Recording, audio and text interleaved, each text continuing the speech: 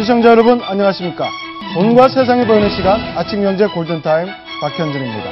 안녕하십니까. 강수진입니다. 오늘도 다양한 소식들 준비했습니다.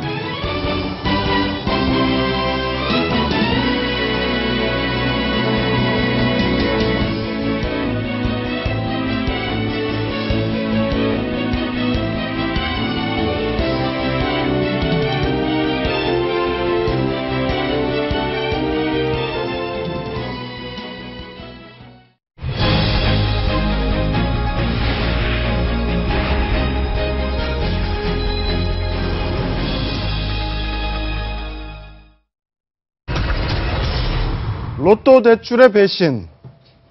네. 1% 로또 금리로 불리던 로또 대출의 얘기를 해볼 텐데요. 네. 출연자부터 먼저 소개를 좀 해주세요. 네, 오늘의 골든타임 박상헌 공감과 미디어 소장, 정철진 경제 칼럼니스트, 곽수정 경제학 박사, 그리고 이세형 동아일보 정책사회부 기자와 함께하도록 하겠습니다. 어서 오세요. 네, 안녕하세요. 네, 정부가 얼마 전에 1%대 주택담보대출 상품 발표했죠. 네. 그런데 이게 지금 사실상 없던 일이 됐다면서요? 네. 수익 공유형 대출 상품인데요. 그렇습니다. 좀 당황하겠어요. 기다렸던 주관부서가 국토교통부였었고, 네. 이제 이름은 정확한 이름은 수익 공유형 모기지 상품이었습니다. 이게 왜 인기가 있었냐면은 이제 최초 집을 산 지 거의 7년간 대출 금리가 1%대입니다. 네. 다만 수익이 날 경우에 그것은 이제 은행과 당국과 나눠 갖자, 쉐어하자 이런 거였었는데 또 하나의 특징이 부자도 이걸 이용할 수가 있습니다. 즉 빌리는 사람의 소득 제한이 없고요. 네. 주택 가격도 9억대까지 가능하고 평형수도 40평형대까지도 가능하니까 많은 사람들이 이 수익 공유형 모기지 이 대출을 기다리고 있었는데 어제 전격적으로 이제 이 상품을 연기한다 이러면서 왜 그러지? 그 속내가 뭐지? 이제 관심이 모아지고 있는 겁니다. 왜 연기한 겁니까? 일단은 뭐 제가 번외로 막 네. 번을 말씀드리면은 이제 금융위원하고 기획재정부가 굉장한 좀 반발이 있었다고 합니다. 그러니까 이 주관은 제가 앞서 말씀드린 국토교통부가 아닙니까? 네. 근데 금융위하고 기재부가 지금 가계대출이 어마어마하고 이제 4월 달에는 주택담보대출이 무려 8조, 5월 달에는 7조씩 나왔는데 이 상품까지 또 나오면은 가계대출 어떻게 하느냐. 그래서 뭐 반대를 했다고 하는데 이 뭐 기자들에 따르면 이게 어쨌든 부서 간에도 힘의 논리가 있지 않습니까? 네. 금융위원회가 기재부가 저렇게 강하게 나오니까 국토부가 어쩔 수 없었겠다 이런 얘기가 나오는데 이제 김홍복 지금 기금과장 얘기 나오고 있죠. 자기는 이제 침체를 대비해서 우산을 마련했는데 지금은 비가 안 내리니까 침체기가 아니다. 그러니까 또 하나의 방증은 현재 주택시장이 그리 나쁘지 않다. 네. 그래서 연기한다 이렇게 했는데 그 국토교통부가 주관한 이 상품을 이렇게 알게 모르게 이렇게 은근슬쩍 없어져 버리니까 예. 거기에 대한 반발도 굉장히 큰 거죠. 네. 네, 이게 말은 연기인데 금융권에서는 사실 백지화된 거다라고 보고 있는데요. 네. 정철진 평론가께서도 계속 지적을 하셨지만 고정금리 하세요라고 시청자분들한테 계속 네. 얘기를 해드리지 않았습니까? 근데 이 상품은 사실 변동금리이기 때문에 정부에 계속 엇박자 정책이라고 해야 될까요? 그런 것들이 좀 눈에 띄지 않았나. 말씀하셨지만 7년까지는 고정금리고 7년 이후부터는 이제 가상금리가 붙어가지고 변동금리가 되는데 예. 아시겠지만 안심전환 대출이 있었죠. 네. 이게 1%대의 뭐 버금가는 형태의 저금리 대출을 하다 보니까 정부에서 원래는 2월달이나 이쪽에 1월달부터 시작을 하려고 그랬는데 아마 그게 겹치면서 연기를 할 수밖에 없는 상태고 지적하셨지만 지금 부동산 시장을 놓고 보면 어느 정도 부동산 경기는 올라왔다라고 보는 것 같습니다. 이 금리 문제가 상당히 중요한 이슈가 되고 있다 이렇게 보시면 될 것 같고 정부가 금리 정책을 써도 부동산 경기 쪽으로 가고 있지 이게 다른 어떤 서민 경제에 스며들고 있는 부분은 없기 네. 때문에 잘 아시지만 서민 경제에 신경을 쓰려면 지금 34.9%까지 올라가고 있는 이 제2금융권 금리를 낮춰주든지 아니면 신용등급 7등급에서 그 이하에 있는 신용등급분들이 대출 받을 때 금리를 낮춰주는 정책으로 가야 맞는 것이지 이거는 제가 볼 때는 1%대 아까 부자들에게도 해당된다는 말씀하셨는데 서민 경제에 전혀 도움이 되지 않는 정책이라 저는 이렇게 봅니다. 네. 정부가 5개월 앞도 내다보지 못한 정책을 내놨다는 것에 대해서 예. 아마 신뢰 큰 금이 갈 것 같기도 합니다. 네, 다음 주제 이어가겠습니다. 지상 최대 자린고비는 네. 우리나라 최대 수출품은 역시 자동차죠. 그런데 올 들어 지난달 말까지 네.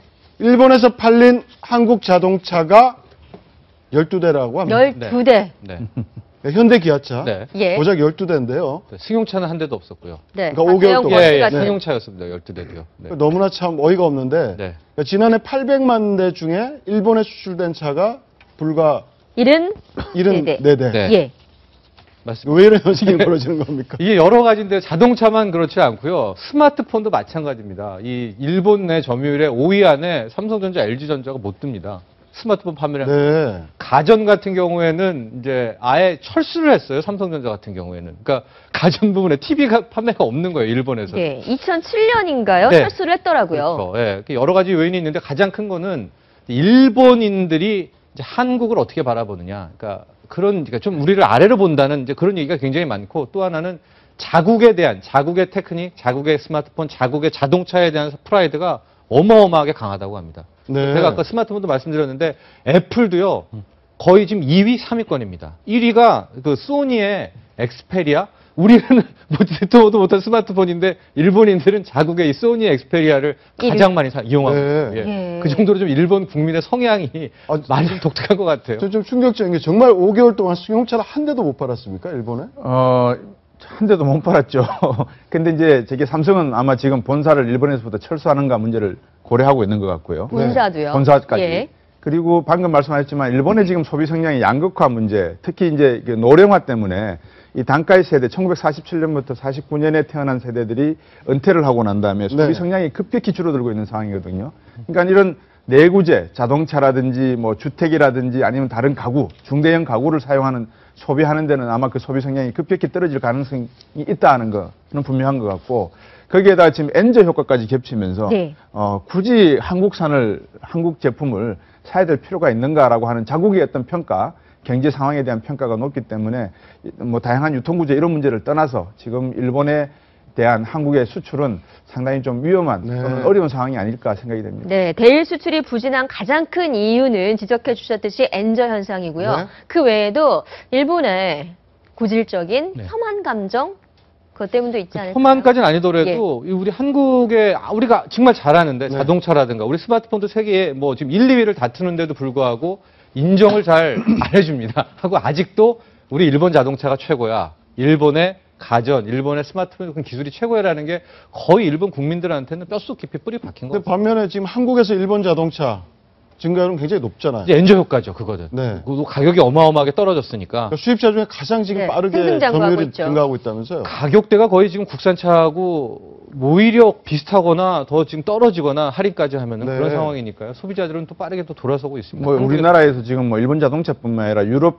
자동차의 시장 점유율도 상당히 두 자리 숫자로 올라가고 있는 상황이 지속되고 있는 것 같습니다. 이게 이제 한국 경제 원화의 어떤 상대적인 강세, 이 부분이 좀 지속되면서 나타나고 있는 현상이라서 정부는 금리 문제와 함께 환율 문제까지 같이 고민할 수밖에 없는 상황인 것 같습니다. 근데 지금 수출 부진에 메르스까지 지금 네. 그리스 사태까지 겹쳤잖아요. 또 지금 오늘 밤에 또 미 연준에서 네. 또 중요한 발표를 할 것 같기도 하고 어떻습니까? 그 대내적 악재는 역시 메르스고요. 대외적인 두 가지가 있는데 이제 그리스 디폴트입니다. 이제 우리는 IMF 때 막 빚 갚아라, 긴축해라 하면 다 말을 들었는데 그리스는 지금 아무리 압박을 해도 그냥 마이웨이를 가는 거예요. 마음대로 해라. 그래서 채권달 입장에서는 뭐 당장 내일 디폴트를 쳐도 할 말은 없을 것 같은데 이번 주 내로 어쨌든 판결이 날 것 같고요. 오늘 새벽에 외신은 그래도 그리스 총리가 그래 말을 좀 들어줄게. 채권단이 원하는 대로 몇 가지 긴축을 할게라는 얘기를 했다고 하는데요. 또 이게 하루 만에 맨날 바뀌거든요. 요 상황 봐야 될 것 같고 또 하나가 미국 금리 인상 관련해서 네. 오늘 밤 이제 미국의 통화정책회의죠. 끝나고 나서 연준 의장이 아마 언제 금리를 올리는지 얼만큼 올리는지에 대한 코멘트를 거의 확실시 할 것 같습니다. 네. 근데 이제 그리스 사태를 놓고 여러 가지 말씀들이 많은데 저는 개인적으로 그리스가 유로존을 탈퇴하지 않을 것이다. 유로화 국가를 탈퇴하지 않을 것이다라고 보고 있습니다. 왜냐하면 PX 국가라 그러죠. 포르투갈, 이탈리아, 스페인, 네. 그리스. 이 국가들이 1980년에서 98년까지 경제 성장률을 보면 연평균 5에서 6% 성장을 했습니다. 그러니까 유로화 체제가 들어가기 전에 5에서 6% 성장을 하던 국가들이 지금 2% 성장까지 떨어져 버렸었거든요. 네. 99년 이후에. 네. 그러니까 예를 들어서 그리스가 튀어나간다 그러면 오히려 경제 성장률에서는 좋을 수가 있다라고 하는 이유가 되는 거죠. 그렇게 되면 방금 말씀드렸던 PX 국가들 나머지 이 포르투갈이나 스페인 국가들 튀어나갈 수가 있다라는 명분을 줄 수 있기 때문에 아마 유럽에서는 그리스의 출구를 그렇게 반기지는 않을 거라고 보여집니다. 네, 알겠습니다. 오늘 밤에 나올 FRB 연준 의장의 한번 발언도 지켜봐야 될 것 같습니다. 다음 주제 이어가겠습니다. 네, 메르스발 미필적 고의. 네. 메르스 환자들의 무책임한 행동들이 또 이렇게 질타를 받고 있습니다. 네, 그렇습니다. 지금 뭐 대구 공무원 사례 때문에 지금 많은 분들이 좀 개탄하고 또 공분을 하고 있는 상태인데요. 동선, 오늘 아침에 저희 동아일보에 났는데 동선 자체가 굉장히 많습니다. 그리고 좀 황당한 게 큰 누나와 함께 삼성 서울병원에 어머니를 병문안을 갔죠. 그러면서 이제 병이 옮은 것으로 추정이 되고 있는데 보시면 KTX를 탔고요. 그러면서도 계속 3주 동안 근무를 했고요. 주말 농장도 갔고요. 결혼식장도 갔고요. 그리고 고속버스를 타고 순천에 여행도 갔습니다. 네, 그리고 회식 장소도 갔고 뭐 많이 다녔죠. 심지어 목욕탕, 예. 직장 회식 계속 하셨고 뭐 집 근처 목욕탕. 네, 목욕탕도 이용했고 목욕탕 여러 번 이용했네요. 예. 그리고 뭐 경로당 같은 경우에는 어르신들이 굉장히 많으신 곳인데 그곳에도 있었고, 그리고 보면 회식 장소에서 폭탄주를 돌려먹기도 했고, 황당합니다. 지금 이재영 기자 나와 계신데 어떻습니까? 이게 어떻게 보면 본인이 알고도 이렇게 다닌 거로 봐야 되는 건가요? 아닌 건가요? 누나는 또 지금 누나가 확진이었지 않습니까? 확진 환자였는데 예. 네, 누나가 6월 10일에 확진 판정을 받았습니다. 그리고 이 154번 환자죠. 이 대구 공무원 같은 경우에는 이제 6월 14일에 이제 확진 판정을 받은 것으로 이제 알려졌는데, 적어도 6월 10일에 누나가 확진 판정을 받았다면은 보건당국에 신고를 했어야 됩니다. 이러이러한 경유로 삼성서울병원을 갔었고 같이 갔었던 누나가 10일 확진 판정을 받았다. 나도 궁금하고 의심스럽다. 이런 얘기를 하고 스스로 자가격리 등을 조치를 취했어야 됩니다. 네, 근데 네. 문제는 전혀 안 했다는 거죠. 네.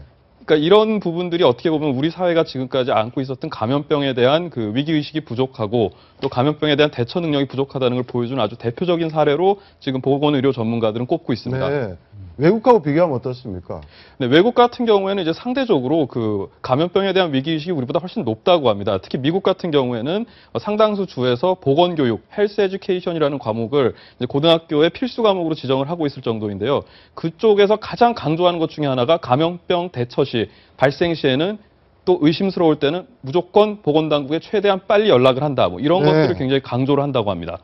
네. 어제 보건당국이 중요한 얘기를 한 게 뭔가 메르스 확산 자체가 장기화될 가능성이 있고 그렇기 때문에 이제 국민의 자발성이 중요하다. 그러니까 정부의 정책 그다음에 대응 능력만 가지고는 이 통제의 범위를 벗어났다는 네. 얘기를 했지 않습니까? 그러면 이제 결국 이 국민들이 스스로 해결하는 수밖에 없는 이제 국면으로 넘어온 것인데, 여기서 가장 우려되는 게 이제 저런 분들 같이 이제 무개념에 저희가 이제 확진 가능성이 있음에도 불구하고 저렇게 뭐 무자비한 동선을 하는 예. 뭐 저런 경우는 정말 대책이 없는 거죠. 자가격리자가 1000명을 넘은 시점부터 사실상 보건당국에서는 확실한 모니터링은 불가능하다고 수차례 얘기를 했습니다. 네. 지금 5000명을 넘어섰습니다. 그렇죠. 네. 이제는 자발적인 협조가 없이는 통제가 불가능한 상태입니다. 그러니까 보건당국의 힘만으로는 더 이상 통제할 수 없는 단계에 이미 네. 접어들었다. 그 예, 말씀이시죠? 맞습니다. 그게 꼭 우리나라만의 문제는 아닌 거고 어느 나라든 이 정도 수준의 이제 자가격리자가 생기고 환자가 생겼을 때는 거의 비슷한 상황이라고 합니다. 네. 네, 뒤에 저희가 다른 사례도 한 가지 더 이야기를 해볼 텐데, 자, 들어보셨을 겁니다. 이 미필적 고의라는 네. 말.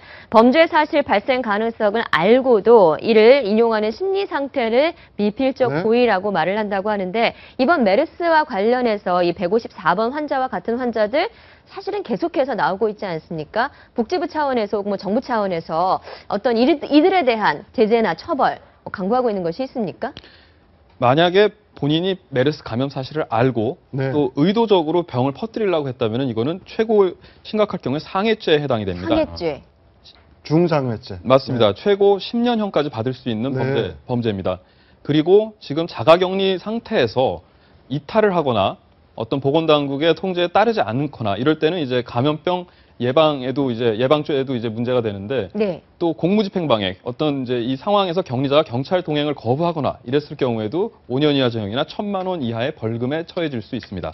네, 미필적 고의가 의심되는 사례는 이뿐이 아닙니다. 바로 삼성서울병원 응급이송요원이죠. 네. 137번 메르스 환자가 8일 동안이나 지하철로 출퇴근을 했다고 합니다. 그래서 지금 서울시가 긴급하게 이 지하철 동선을 공개하고 예. 방역까지 했는데요. 한번 자, 보시죠. 이동 경로를 네. 한번 보시죠. 집이 서울대 입구역 쪽이고요. 직장이 일원역 쪽입니다.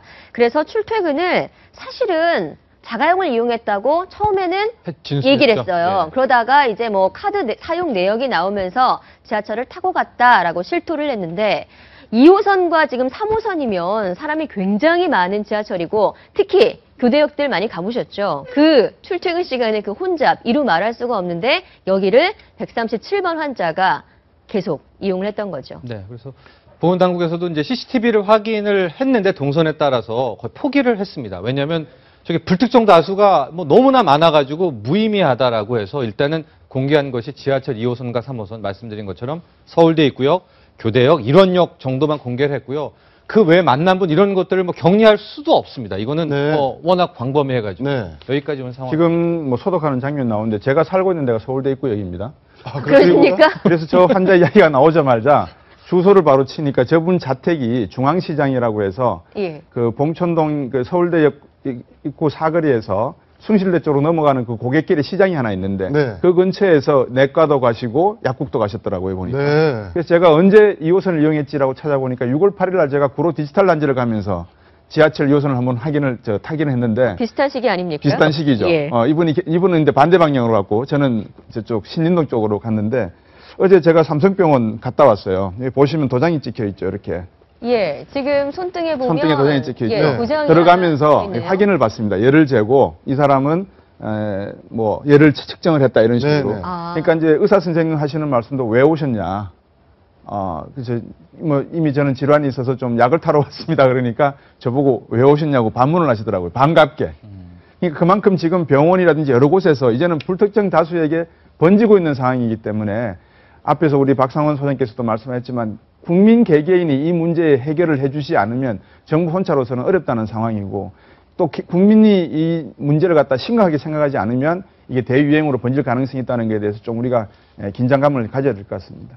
네, 이렇다 보니까 지하철하고 버스, 대중교통 이용수도 급감했습니다. 네. 이용하는 분들도 급감을 했는데. 이게 제가 그 매일 이제 상암동에서 저 집인 잠실까지 강변북로를 통해서 이제 퇴근을 하는데 이게 교통량이 들쑥날쑥합니다. 어떨 때는 뻥 뚫려 있고 어떨 때는 너무 막혀 있고 그렇기 때문에 이게 무슨 얘기냐면 시민들이 가늠을 못하는 겁니다. 어떨 때는 대중교통을 이용하자, 어떨 때는 자가용을 이용하자. 근데 어제 같으면 저 경우 같으면 차가 굉장히 많더라고요. 무슨 네. 얘기냐면 대중교통, 버스나 지하철을 이용하는데 불안감을 느낀 것이죠. 자기 승용차로 다니겠다. 네, 그러니까 차량이 어떤 날은 굉장히 시내가 한산하다가 어떤 날은 굉장히 차가 많다가 이랬는데 어제 같은 경우는 굉장히 많았습니다. 그렇기 때문에 얼마나 줄었습니까? 지금 거의 한 20% 넘게 줄었다. 보통 한 네. 700만 명 정도 왔다 갔다 하는데 네. 이미 600만 명대도 깨졌고요. 569만 명 정도로 이제 뚝 떨어졌다고 하는데 저 대중교통은 지금 버스 플러스 지하철을 합쳐서 대중교통이라고 하지 않습니까? 네. 그 대중교통 이용객은 한 20% 감소했다고 생각하시면 되고요. 그럼 택시하고 자가용은 측정할 길이 없지 않습니까? 그래서 당국에서는 이제 남산 1호 터널, 2호 터널, 3호 터널의 이제 통과량을 조사를 해봤는데 역시도 12% 정도가 이제 6월 들어서 네. 감소가 했다. 이번 전주에서 한 주 네네. 동안요. 그래서 뭐 대중교통 플러스 뭐 택시나 자가용 역시도 지금 급격히 감소하고 있어서 외출을 삼가한다. 이게 거의 뭐 이게 말로 하는 것이 아니라 통계적으로도 확정된 사안인 것 근데 지하철 타는 건 참 두렵습니다. 저렇게 사실 좀 지하철로 두렵죠. 네, 이동했다고 그러면 지하철뿐만이 아니라 저도 이제 좀 있으면 천안을 내려가야 되거나 대구를 내려가야 되는 일이 있는데 지금 자가용으로 갈까 고민 중에 있는 게 사실이거든요. 이러다 보니까 월요일 같은 경우에 교통량이 상당히 상대적으로 많습니다. 자가용 이용자들이. 근데 월요일만 피하고 나면 이동하시는 분들이 자가용 이동이 많아질지 아니면 대중교통을 여전히 이용하실지 저도 개인적으로 좀 궁금한 상황입니다. 근데 네. 지하철 방역 이게 방역만으로 이게 예방이 되는 겁니까? 어떻습니까? 지금 계속 방역 작업하고 있고 방역은 네, 했지만 방역은 진행했고 이제 앞으로도 네. 계속 이제 확인되는 대로 필요할 경우 할 예정인 것으로 지금 발표를 했는데 물론 방역해야 됩니다. 해야 되는데 이제 약간의 의문은 또 남아 있습니다. 왜 그러냐 하면 그 처음에 우리 정부가 계속 강조했던 부분이 있죠. 2m 주변에서만 감염이 된다. 네.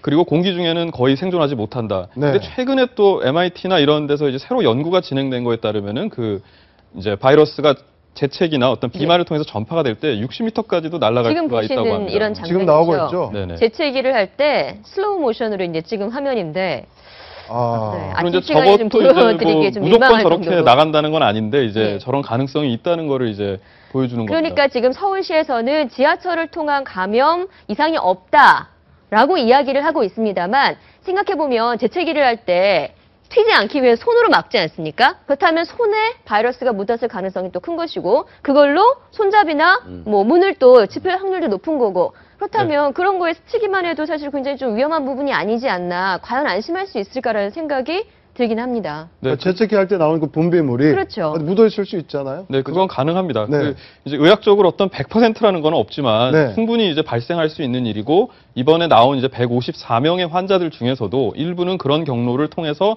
감염이 됐을 것으로 추정을 하고 있습니다. 그래서 미국에서 교육을 시킬 때 어린애들에게도 그렇게 교육을 시킵니다. 재채기나 기침을 할 때 손으로 막지 말고 네. 손등으로 아니면 팔뚝으로 이렇게 가리면서 재채기를 하라라고 그렇게 가르쳐. 합니까? 그 당연히 네. 교육을 시키죠.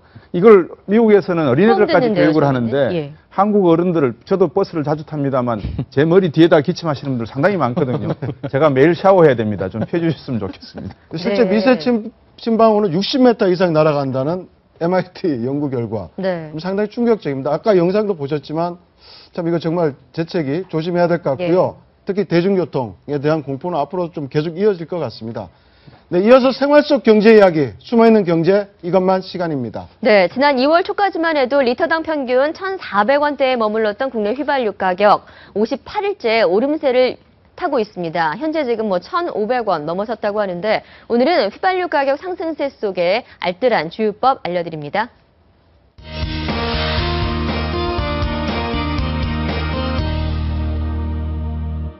네, 유용하고 재밌는 숨어있는 경제 이것만.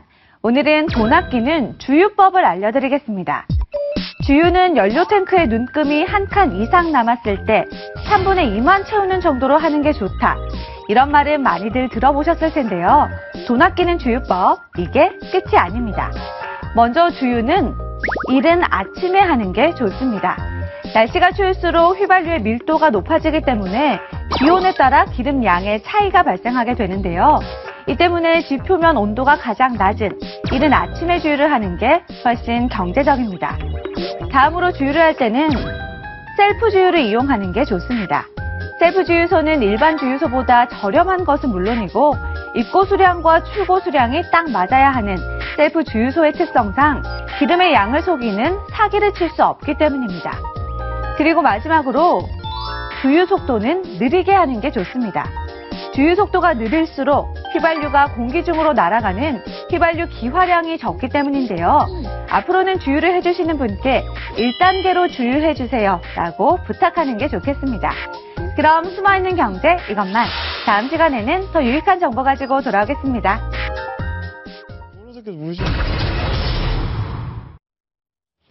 아내의 질투는 무죄. 근데 서울 강남 한복판에서 이른바 슈퍼 외제차 2대가 들이받는 사고가 있었습니다. 단순 추돌 사고가 아닌 알고 보니 보복 운전이었다고 하는데요. 예. 자세한 내용 김태현 변호사의 사건 브리핑으로 함께 하시겠습니다. 벤틀리 아내가 페라리 남편을 들이받았습니다. 이게 도대체 무슨 일일까요? 시청자 여러분들 모두 다 타고 싶어 하시는 슈퍼카 벤틀리가 페라리를 들이받는 사고가 있었습니다. 지난 토요일 있었던 일인데요. 새벽 4시쯤에 강남구 역삼동에서 신호 대기 중인 페라리를 벤틀리가 뒤에서 들이받은 겁니다. 벤틀리를 운전하고 있던 20대 여자는요, 차에서 내리자마자 그 페라리를 찾아가서 사과를 하기는커녕 차를 발로 차기까지도 했다는데요. 무슨 일인가 알고 봤더니 벤틀리 운전자인 20대 여자와 페라리 운전자인 30대 남자는 부부 사이였던 겁니다. 이 여자는요, 평소에 남편이 외도하고 있다 이렇게 의심을 하고 있었고요. 남편을 추적했던 겁니다. 그런데 토요일 새벽에 남편이 웬 여자를 태우고 차를 운전하는 걸 보고 나서 화가 나서 그 화를 참지 못하고 뒤에서 들이받았던 겁니다.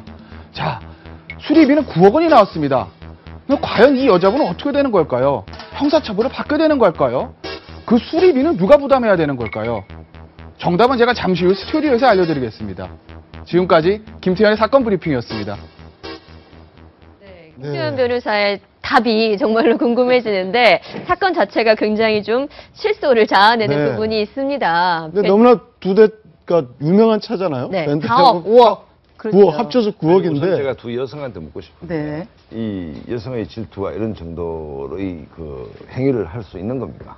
사랑에 눈 멀면 뭐든지 합니다. 그래도 벤틀리나 페라리라면 조금 저하지 않았을까 싶기도 해요. 근데 이제 우리가 이제 그 부부 사이에 여러 일들이 많은데 그 중에 의심이나 질투라는 것이 부부 사이에는 굉장히 심각한 관계 또 심각한 파국에까지 도달할 수 있는 여러 사건들을 유발하는데 기여를 하는데요. 지금 같은 경우 보니까 새벽 4시였고요. 네. 이미 의심은 가지고 있는 상태에서 새벽 4시에 배우자가 분명히 그 차를 타고 있는데 그 옆에 봤더니 웬 여성이 타고 있었단 네. 말이에요. 이미 추적 중이었던 거죠. 네. 마음의 의구심을 가지고 있었는데 이제 심증만 가지고 있다가 물증을 잡은 상태인데 네. 이건 증거 차원이 아니라 들이받았다는 거는 그만큼 심리적으로 이제 견딜 수 없을 만큼이 되었다는 거고 그 상황이 되면 이성이고 합리고 논리고 이런 건 아무것도 없죠. 다 눈 가리고 앞을 향해 돌진하는 방법밖에 남아있지 않았던 거죠. 근데 이게 보험 처리가 안 된다면서요? 근데 이게 보험 처리가 안 된다고 보도가 나와 있는데요. 네. 이게 사실 보험 약관을 좀 하나 보셔야 되는 게 일단은 뒷차는 자기는 보험 못 받아요. 왜냐하면 음주운전이잖아요. 벤틀리죠. 네. 벤틀리.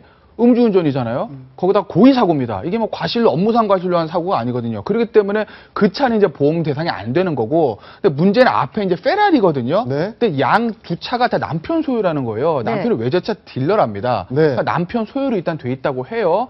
근데 남편이 지금 자차 보험을 들었으면 자차 보험을 들었으면은 어쨌든 자기 차가 바친 거니까 보험 처리가 될 텐데 자차 보험을 안 들었다고 하게 되면 뒤에서 사고 낸 뒷차 벤틀리가 물어줘야 되는 거거든요. 근데 벤틀리는 보험에서 커버가 안 되죠. 왜? 고의 사고가 음주운전이기 때문에. 예. 그러니까 두 부부가 9억 원대 되는 지금 결국 그 보험 처리를 받지 못하고 자기가 돈을 물어야 된다는 건데 9억 원을 온전히 다 물어야 된다는 얘기입니다. 뭐 수리를 해야 되지 않겠습니까? 뭐 수리 안 하고 그냥 다니려면 다녀야 되겠지만 근데 이제 9억 원을 누가 물으냐는 문제는 야, 법적으로는 저거 참. 모르겠는데 새벽 4시에 다른 여자와 차를 탄 남편이 물어야 될 가능성이 높다. 그러니까 외도도 가만히 조금 돼야 될 측면도 있어 보이거든요. 근데 이게 우리 그 뒷 여자분은요 이게 또 형사처벌도 받아야 되잖아요. 음주운전 하셨잖아요. 예, 네. 그렇죠. 고의 그 재물손괴잖아요. 혈중 네. 알코올 농도가 0.115%. 예. 그러니까 우리가 시소 수치. 이게 네. 이제 남편이 외도한 거를 보면은 교수님 말씀하셨지만 외도는 증거는 없지만 어쨌든 외도로 의심되는 눈이 돌아가겠죠. 근데 우리가 이제 이게 이성을 찾으셔야 되는 게 저희 선배 한 분이 계신데 부인이 그 형수님이 바이올린을 하세요. 그래서 고가의 바이올린을 합니다. 네. 또 얼마 전에 저한테 와가지고 어제 내가 부부싸움을 했는데 부부싸움하다 너무 화가 나가지고 막 집어 던지다가 그 부인의 바이올린을 던질 뻔 하다가 이거 내가 던지면 큰일 난다 그랬다는 거예요. 왜? 아. 던져서 깨지면 억이거든요. 네. 그러니까 아무리 화가 나셔도 이게 조금 이성을 찾으셔야 되는데 이 여자분은 그 남편 그거 잡으려고 가다 들이받아가지고 9억 원 물게 생겼어요. 그러니까요. 형사처벌까지 받게 됐고. 거근데 남편은 처벌도 안 받아요. 왜냐면 설사 외도를 했다고 그래도 예. 간통죄 없어졌잖아요. 네. 그죠? 그리고 간통죄 아니라 그냥 그냥 민사 손해배상을 해도 야, 내가 무슨 외도야 그냥 차 하나 태워준 것 뿐인데 이렇게 얘기하면요. 민사 손해배상에도 남편은 빠져나갈 수도 있어요. 네, 새벽 4시가 좀 애매하긴 합니다만. 여자분만 골치 예. 아프게 됐죠. 네, 여자의 알겠습니다. 질투는 지금 있었습니다. 경찰서에서 조사를 하고 있다고 하니까 네. 결과가 궁금해집니다. 네, 다음 주제 이어가겠습니다. 돈업은 정치권 막말 경쟁. 이번엔 정치권 소식입니다. 예. 최근 정치권의 막말들이 난무하면서 비판의 목소리가 높은데요. 이런 가운데 새누리당 하태경 의원, 박원순 시장을 향해 참 엑스볼 발언을 해서 논란이 되고 있습니다. 어떤 내용인지 한번 들어보시죠. 박원순 시장은 똥볼 원순이에요. 똥볼 세게 찬 거죠. 세게 차가지고 그 때문에 경각심이 일깨워진 거지. 박 시장의 찬 볼이 정확하게 골대로 들어간 게 하나도 없어요, 지금. 네, 굉장히 격한 발음으로 했기 때문에 요즘 저희가 다시 말은 안 정치권 인사들 왜 드리는데. 이렇게 막말을 예. 하는 겁니까? 그러니까 이게요. 뭐 박원순 시장의 그 행동에 대해서는 긍정적인 평가도 있고 부정적인 평가도 있고 뭐 하태경 의원은 부정적 평가하신 것 같아요. 저도 사실은 골든타임 나와서도 긍정적인 측면보다 부정적인 측면 많이 말씀드렸는데 비판은 할 수 있죠. 다만 이제 비판 같은 것도 우리가 논리적으로 감정적인 언사를 최대한 배제한 논리적인 얘기를 해야 되지 않겠습니까? 근데 저렇게 방송 나오셔가지고 새누리당 집권당 새누리당 의원께서 똥벌 원순이다. 사실 이런 좀 저급한 표현을 쓰는 거는 어떻게 보면 저런 표현 하나만 보도되지 않겠어요? 하태경 의원이 왜 박원순 시장을 잘못했다고 생각하시는지, 박원순 시장을 뭘 잘못했는지 그게 이제 우리가 전달해 돼야 되는데 그런 건 다 없어지고 똥볼 원순, 똥볼 원순 하나만 남게 되거든요. 논리적으로 접근하지 그럼요. 않고 그냥 너무 감정적으로 어떻게 보면 초등학생 싸우는 것처럼 저렇게 대응한다는 거 참 어처구니가 없는 일이기도 하고요. 우리가 왜 철학자 하이데거가 왜 언어는 존재의 집이다 뭐 이런 얘기를 한 적이 있었는데 그 얘기는 결국 그 사람이 하는 이야기를 보면 그 사람이 어떤 사람인지를 보여준다 이런 말인데 물론 그분이 했던 그 이야기가 그분의 모든 걸 다 보여주거나 정치적인 성향이나 뭐 교양 수준이나 이런 걸 보여주는 건 아니겠지만 정치인들은 어떤 사람들이냐면 저희가 투표를 통해 가지고 뽑은 사람들이에요. 그러면 우리가 그 사람이 가지고 있는 정치적 성향이나 방향만 보는 것이 아니라 그 사람의 인품과 앞으로 우리가 함께 그 사람을 믿고 맡길 만한 소양이 있다고 판단을 해서 그 사람을 뽑는 거거든요. 근데 이제 정치인들이 이렇게 그 격한 말뿐만 아니라 거의 욕에 가까운 이야기를 그냥 그 또 언론을 통해 가지고 여과 없이 노출을 하고 그리고 그거에 굉장히 나의 수훈인 것처럼 네. 자랑인 것처럼 이야기한다는 건 그 교양인들에 대한 여러 가지 이야기들이 많습니다만 인문학이 요새 한참 왕성한데 우리 정치인들도 함께 인문학이 가지고 있는 힘에 대한 도움이 좀 필요하지 않을까 싶습니다. 이게 이제 SNS의 좀 이렇게 부정적 측면인데 트윗 같으면 글자 수가 제한돼 있지 않습니까? 제한된 데서 정치인들이 이제 강렬한 메시지를 주려면 그 내용보다는 뭐 이런 부분들 XX 같은 이런 막말이 훨씬 더 주목도가 높은 측면들이 있기 때문에 뭐 SNS 정치인들이 메시지 발표할 때 공식적인 기자 간담회보다는 SNS 쓰는 경우가 더 많지 않습니까? 그다음에 네. 정치부 기자들도 막상 전부 다 이제 유명 정치인들은 페이스북이나 트위터를 이렇게 검색을 해보고 이제 이렇게 하는데 SNS가 갖고 있는 부정적 측면도 있는 것 같고 또 하나는 뭐냐면 인문학 말씀을 하셨는데 풍자, 비유와 막말을 혼돈하는 것 같아. 예를 들어서 대표적인 게 박이태 전 대변인 시절에 당신이 하면 로맨스고 내가 하면 스캔들이냐 이건 굉장한 풍자거든요 사실은. 그러니까 아직도 회자가 되는 거 아닙니까? 그다음에 그 한마디의 비유와 풍자로서 그 상황을 압축해 전달할 수 있는 뭐 그런 측면이 있는데 이 막말과 비유는 전혀 다른 거죠 사실은. 네. 그렇기 때문에 네. 뭔가 좀 문학 수업, 인문학 수업이 좀 네. 필요한 게 아닌가 이런 생각이 듭니다. 네, 이렇게 해서라도 인지도를 의원으로서 높이고 싶은 건지 어쨌든 지금 SNS의 어떤 폐해라고 할까요? 네. 그런 부분 좀 지적을 해주셨는데 하태경 의원의 발언에 대해서 또 진중권 동양대 교수 역시 또 하 의원을 또 비판을 했습니다. 그러는 넌 똥싼 태경이냐. 진중권 참 교수 문제는 진중 교수가 미학을 전공한 입에 담기도 힘든 단어들이 쏟아지고 있습니다. 어처구니가 없고요. 아까 근데 이거- 인문학을 네. 해야 돼요. 진중 교수는 진짜 인문학을 많이 미학. 한 사람인데 이 문제를 예. 어떻게 해설하십니까? 그러니까 이거는 이제 단어를 어떻게 선택하냐인데 우리가 이제 책의 세계 속에와 또 우리가 알고 있는 또 다른 세계를 현실 세계를 선택하는 건 좀 다를 수는 있겠는데요. 적어도 우리가 알고 있는 단어 선택에 있어서 다들 주목받는 분들이라면 어떤 전공을 했던 어떤 위치에 있든지 간에 조금 관심을 가지고 다른 사람들이 내가 가지고 있는 이 말에 대한 강력함에 굉장히 기뻐하거나 반응하는 것도 좋지만 그 이후에 감당해야 될 개인적 부분도 분명히 있다는 것 그리고 그 사회적인 영향력을 분명히 어떤 방식으로든지 미친다는 걸 좀 기억해야 되겠죠. 네, 새누리당뿐만이 아니라 지금 야권에서도 막말 네. 논란 역시 똑같이 나오고 있습니다. 새정치연합의 윤리심판원 지금 세작 발언으로 논란을 좀 일으켰었죠. 김경협 수석 사무부총장에 대한 징계 절차에 착수를 했는데 윤리심판원장으로 안병우 카톨릭대 명예교수가 이런 발언을 했습니다. 한번 들어보시죠. 일부 한두 사람이 신중하지 못한 언행을 함으로써 그 얼음판이 깨질 위험에 처해 있는 것 같습니다. 그렇게 된다면 모두가 다 물에 가라앉게 될 것입니다. 확실히 지금 정치권에서는 이런 막말에 대한 굉장히 경계령 비슷하게 내린 것 같아요. 그렇죠. 이제 정청래 발인데 사실은. 그러니까 내부의 네. 폭탄을 네. 던지는 거죠. 일단 선명성 과시라든지 자기 존재감 과시를 위해서 이제 이렇게 하는데 막상 이게 이제 국민들이 굉장히 싫어하니까 그 당 전체에 대한 노를 끼치는 경우가 되는 경우가 많으니까 일단 지금 현재 이 뭐 김경협 의원 발언 같은 경우에는 뭐 어찌됐든 지금 의구심이 많은 혁신이가 막 출마하자마자 이 말이 터져나왔기 때문에 비노 진영은 반발할 수밖에 없는 것이죠. 그러니까 이게 상대에 대해서 총질을 한 게 아니고 내부에서 총질을 한 경우이기 때문에 당에 주는 데미지가 그만큼 크다고 봐야죠. 네, 알겠습니다. 다음 주제 이어가겠습니다. 대통령의 쇼핑 리스트. 박근혜 대통령 연일 메르스 행보를 이어가고 있습니다. 이런 가운데 청와대 지난 주말 박근혜 대통령이 동대문 상가에서 구입한 패션 아이템들을 공개했습니다. 개인적으로 산 물품 또는 선물을 도대체 왜 공개한 겁니까?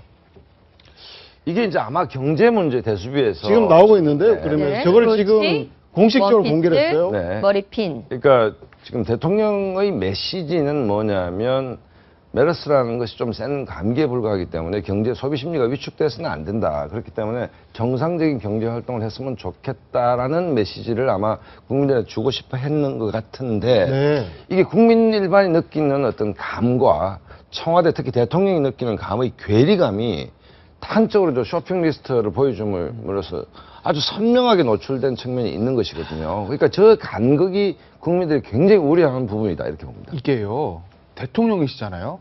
여당 대표랑 틀립니다. 여당 대표는 뭐 김우성 대표 같은 경우에는 국민들 안심하십시오, 안심하도 됩니다. 쇼핑 리스트 해도 되고 국밥 먹은 뭐 오늘 국밥 먹었고요, 오늘은 갈비 먹고 해도 됩니다. 대통령이시거든요. 대통령은 지금 두 가지 행보가 있어야 되는 거죠. 하나는 지금 하시는 것처럼 국민을 안심시키는 행보, 그거 필요합니다.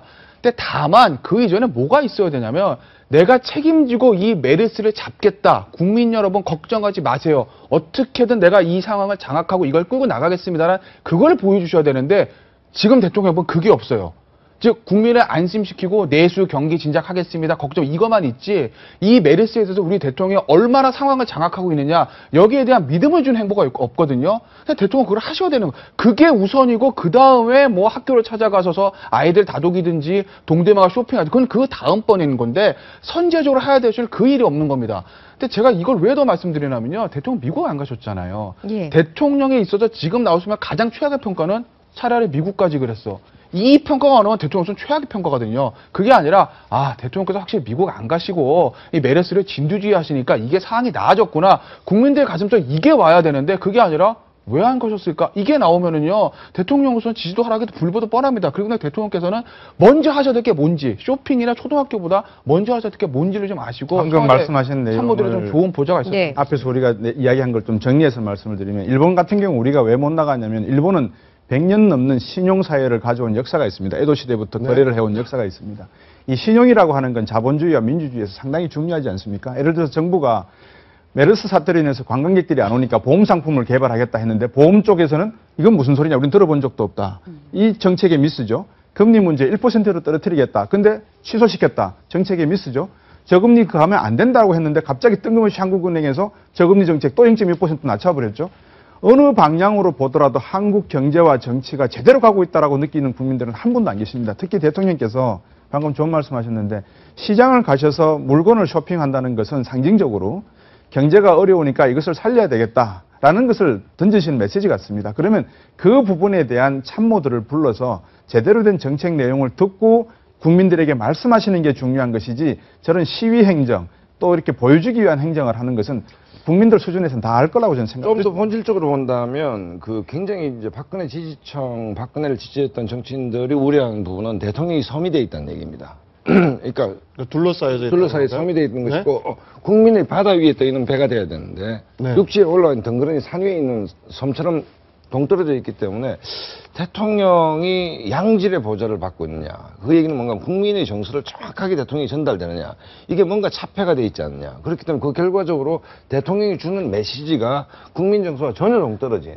그렇기 때문에 뭐 댓글이나 누리꾼들 국민 여론을 보면 질타를 받을 수밖에 없지 않겠습니까? 또 쇼핑 아이템을 올린 게 뭐 박근혜 대통령의 의중이 아닐 수 있잖아요. 사실 보좌진들이 결정을 했을 텐데. 그날 민경욱 대변인의 네. 브리핑 이제 누리꾼 질타를 받았던 대통령이 너무 인기가 있어가지고 경호원들이 땀을 뻘뻘 흘리면서 경호했다. 그다음에 시민들이 대통령을 응원했다. 네이클로버를 선물 받았다는 얘기는 물론 뭐 국민들이 박근혜 대통령을 지지하는 국민도 있고 아닌 국민도 있지만 청와대 대변인의 말이 맞날 정도로 의심스러운 얘기였거든요. 제가 그저께 저도 동대문을 갔었는데요. 동대문이 저희 학교 근처라서 이제 제가 자주 가는 그 가게가 있어서 거길 갔는데 거기 갔을 때 제가 골든타임에 나오는 걸 다들 아시고 와서 이야기하는 거예요. 너무 살기가 힘들고 손님 하나도 없어 미치겠다. 이거는 우리가 그 서민들이 이야기하는 것도 다 뭐냐면 이거는 뭐 우리가 컨트롤 타워 대통령 이런 얘기 많이 얘기하는데 그 얘기를 똑같이 이야기를 하거든요. 그러면서 이제 여기서 나오는 이야기는 쇼핑 목록 이런 거 샀다 저런 거 샀다 괜찮은데 문제는 뭐냐면 지금 대통령께서 만약에 누리꾼들이 뭐 대통령이 어떻게 하겠느냐 그러면 누리꾼들이 하는 이야기는 다 이겁니다.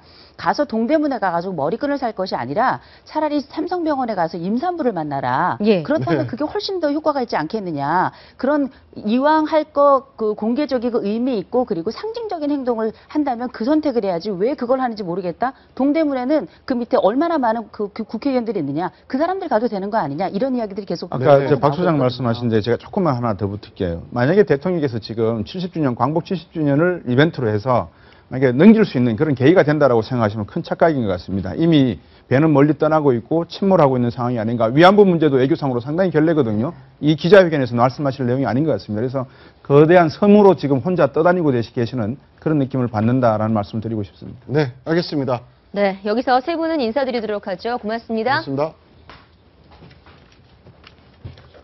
네, 김정은이 야간에 실시한 해상 군사훈련을 직접 참관했다고 북한 매체들이 보도했습니다. 특히 새벽 3시라는 이른 시간에 현장에서 훈련을 총괄했다는 점이 눈에 띕니다. 올빼미로 불렸던 아버지 김정일을 연상케 하는데요. 최재훈 기자가 보도합니다. 북한 매체들이 동해안에서 이뤄진 김정은의 야간 해상 군사훈련 참관 소식을 전했습니다. 훈련은 어둠과 안개 속에 숨어 해상으로 침입하는 함선들에 대응하기 위한 목적으로 새벽 3시라는 이른 시간에 실시됐습니다. 지상 포병부대와 해군 함선부대들이 동원돼 각종 포사격 훈련이 진행됐습니다. 김정은 동지께서는 야간 화력 타격 연술이 최고 사령부의 작전적 구상과 의도에 맞게 훌륭히 진행된 데 대하여 만족을 표시하시었습니다. 김정은은 지난해 6월과 7월에도 새벽 시간을 이용해 단거리 미사일 발사 훈련을 참관했습니다. 이른 새벽 현장에서 군사훈련을 직접 지휘하는 모습은 아버지인 김정일을 떠올리게 합니다. 김정일은 생전 밤을 새우는 것은 습관이며 새벽 4시도 한창 일할 시간이라고 밝힐 만큼 올빼미형 현장 행보로 유명했습니다. 김정은은 남북 당국 간 대화에 나설 수 있다는 공화국 정부 명의의 성명을 내놓기 직전인 그제 새벽 훈련을 진행한 것으로 알려졌습니다. 대화와 무력 시위를 병행하는 북한 특유의 화전양면 전술입니다. 채널A 뉴스 최재원입니다. 북한이 심상치 않다. 네, 북한 얘기 양욱 한국국방안보포럼 선임연구위원 모셨습니다. 예, 안녕하십니까. 네, 앞서 보셨다시피 지금 보도도 계속 나왔는데 이번 달 들어 4차례나 NLL 침범했다고 하는데 경고 방송도 무시하고 있다고 하고요. 어떤 의도입니까? 일단은 이제 한 시기적으로 봤을 때는 꽃게 성어철입니다. 지금 한참 이제 작업을 해야 되는 그런 시기고요. 그래서 그 과정에서 넘어왔을 가능성도 있습니다. 하지만은 바로 이 꽃게 성어철이 제1차 연평해 중 제2차 연평해 중 일어났던 데가 바로 이 시기입니다. 6월 15일이 1차였고요. 6월 29일이 2차였습니다. 결국은 충돌의 가능성은 늘 있다. 그다음에 북한이 자꾸 세게 얘기하는 것도 어떻게 보면은 자신들의 어떤 이 꽃게잡이 이런 이권을 보호하기 위한 측면도 있긴 하지만은 이것을 어떻게 보면 약간 정치적인 레버리지로 삼을 수가 있기 때문에 이 부분은 우리가 좀 주의해야 된다고 보겠습니다. 네, 대한민국은 지금 메르스 공포가 한반도를 휩쓸고 있는데 어제 전해진 이 소식 또한 좀 충격적이었습니다. 북한군이 10일 내에 무기화가 가능한 생화학용 세균을 보유하고 있다. 맞습니까? 예, 북한이 이제 생물학 무기 같은 경우에는요, 화학 무기랑 틀립니다. 생화학 무기라고 얘기하는데, 화학 무기는 굉장히 많은 양을 살포를 해야 되지만은, 생물학 무기는 굉장히 적은 숫자만 갖고도 전염을 시키면 되는 것이기 때문에 굉장히 쉽습니다. 그 다음에 생물학 무기 같은 경우는 보통 많이 재고를 쌓아놓는 게 아닙니다. 균만 가지고 있다가 배양해서 증식하면 되는 것이거든요. 그래서 그 증식한 것을 어떤 이동하는 수단에 실어서 살포하고 그 다음에 그게 그 사람한테 집중적으로 감염이 되고 전염이 되기 시작하면 이거는 아주 위험해지는 거죠. 우리가 당장 메르스만 봐도 그런 일이 무섭네요. 북한이 보유한 생화학 무기의 양이 놀라운데요. 5,000톤이라고 하는데 예, 맞습니다. 이 정도 규모면 우리 한반도에 얼마나 피해를 줄 수 있는 규모입니까? 이 5,000톤 정도면은요, 사실은 이제 그렇습니다. 이제 이게 보통 알려지기는 살인가스가 이제 한 뭐 몇 킬로그램 정도면은 서울 시내 인구가 다 죽는다 이런 식으로 나오는데 사실 그렇지는 않고요. 서울 시내 인구를 다 죽이려면 하여튼 100톤 정도 이상의 좀 많은 양의 이 화학 무기를 뿌려야 됩니다. 근데 톤수가 중요하지 않다고 제가 말씀을 드리는 것이 생물학 무기 같은 경우에는 소수의 샘플만 갖고 있으면 되고 배양을 시켜서 보내면 되는 것이기 때문에 일단 종류를 다양하게 갖고 있다는 것 자체가 위협이라고 하겠습니다. 한국에서 메르스 공포 확산이 되고 있는데요. 이런 가운데 김정은이 군부대 산하 생물농약연구소를 시찰했어요. 이렇게 생물학 무기에 집착하는 이유가 있습니까? 당연하죠. 지금 대한민국이 제일 약한 약점을 지금 드러낸 거 아닙니까? 메르스에 잘 대응을 못하고 방역 체계 잘 안 되고 이런 모습을 보이니까 이거 내가 생물학 무기라는 것을 딱 가지고 대한민국을 흔들면은 흔들 수가 있겠구나. 이런 거를 지금 김정은이 캐치한 것이 아닌가라는 생각입니다. 네. 네. 김정은이 대한민국의 약점을 포착했다. 어떻게 보십니까? 이게 담담타타 모택동의 유명한 얘기입니다. 일본 대화하면서 뒤에서 친다는 얘기이기 때문에 뭐 공산주의자들의 대표적인 전술인데 어제 6.15 이제 몇 주년을 앞두고 네. 이제 김일도 대화 노선을 얘기했지만 뒤쪽에는 끊임없이 위협을 하는. 그러니까 저걸 소극적으로 본다면 우리도 이런 강력한 이네들을 위협할 수 있는 어떤 데미지를 줄 수 있는 생물학 무기가 있다라고 하면서 대화를 유도하고 경제적 이익을 끌어내려는 어떤 그 전형적인 담담타타 전술이 아닌가 이런 생각이 듭니다. 네, 어떻게 보면 생화학 무기가 핵무기보다 더 무섭다는 생각도 드는데요. 예. 어떻습니까? 어제 이제 새로운 원자력 협정안, 한미 원자력 협정안 합의했지 않습니까? 서명했는데 정식으로 서명을 했는데 어떤 의미를 지니는 겁니까? 지금? 그러니까 사실은 문제가 되는 게 우리가 재처리를 못했습니다. 네. 네, 그 플루토늄 쓰고 난 다음에 이거 재처리를 해야 되는데 대한민국이 핵 개발을 할까봐 미국이 이제 이런 걸 좀 못하게 하는 그런 측면이 있었는데 이게 이번에 풀린 겁니다. 그래서 네. 사실 이거 풀린 거를 놓고 미국 내에서도 막 되게 많은 의혹이 있습니다. 저거 풀어놓으면 대한민국 반드시 핵 개발할 거다. 이런 식의 얘기들이 있는데 사실 지금 우리는 어쨌거나 그 어떤 한미 연합 방위 체계 하에서 우리가 핵 개발 스스로 함부로 하지 않겠다는 그런 하에서 서로 이렇게 주고받는 것이기 때문에 네. 그거는 그거대로 우리가 지켜나간다라는 이 표면적인 모습은 그냥 계속 보여야죠. 자꾸 어떤 그런 그 미국의 그런 의도에 말려 들어가면 안 될 것 같습니다. 네, 알겠습니다. 네, 그런가 하면 북한에서 귀순해온 병사 초소 앞에서 1박을 할 동안 우리 군이 몰랐다라는 사실도 굉장히 충격적이었는데 노크 기순과 다르다라고 이야기했지만 사실 뭐 비슷한 측면도 있는 것 같아요. 아니 근데 이 부분은 조금 우리가 조심해서 봐야 될 게요. 네. GP하고 GOP는 틀립니다. 네. 노크 기순 GOP에 와서 두들기고 그냥 들어온 거거든요. 네. 근데 GP 같은 경우는요.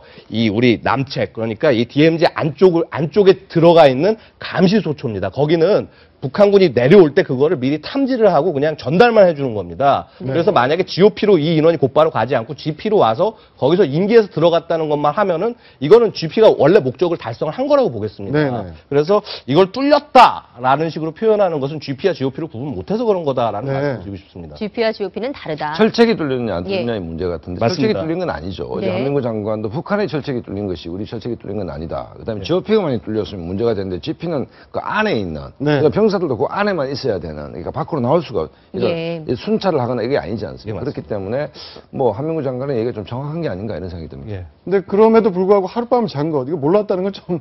그러니까 그 부분은 문제가 될 수 생각이 있는데 이제 드는데. 특히 문제가 되는 게 연령상 감시 장비가 제대로 작동 안 했다 이런 얘기가 있지 않습니까? 근데 사실 이 부분은요 제가 볼 땐 이 부분은 문제라고 생각이 됩니다. 왜냐하면은 지금 최신의 연령상 장비 지금 3세대 장비 같은 경우는 안개가 끼건 비가 내리건 다 볼 수가 있습니다. 네. 근데 그걸 미국 애들도 개발한 지가 예를 들어서 2012년 이때부터 이제 배치가 되기 시작한 겁니다. 우리는 아직 그런 장비가 지금 배치되지 않고 있다는 게 좀 답답한 일이고요. 그렇다고 해서 뭐 안개 내리고 비 오고 하면 전쟁 안 나는 거 아니지 않습니까? 네. 그러니까 그런 부분에 대비를 하기 위해서 조금 어떤 장비도 좀 개선도 하고 그다음에 뭔가 방법을 바꿔야 된다. 근데 더 큰 문제는요. 이게 지금 우리가 장비 얘기를 하지만은요. 네. 장비도 이게 사람이 보고 해석을 하고 사람이 다 운영하는 겁니다. 네. 근데 지금 우리 대한민국 군이요. 2023년까지 11만 명 줄여야 됩니다. 인구가 없어요. 인구가 11만 명 줄여야 되는데 그러면 이제 앞으로 GOP 어떻게 지켜내야 될 거냐. 이 개념 자체를 바꿔야 된다는 겁니다. 이거 굉장히 큰일이 아닐 수가 없습니다. 그러니까 사람이 아니라 첨단 장비로 이제 지켜야 될 시대가 곧 올지도 모르는데 예.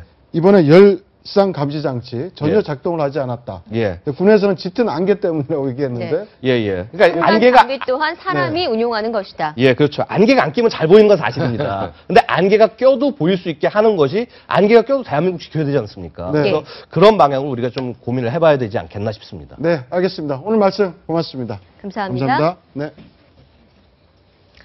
네, SK하이닉스가 임직원의 임금 인상분을 협력사에 지원하는 임금 공유제를 처음으로 실시한다고 발표했습니다.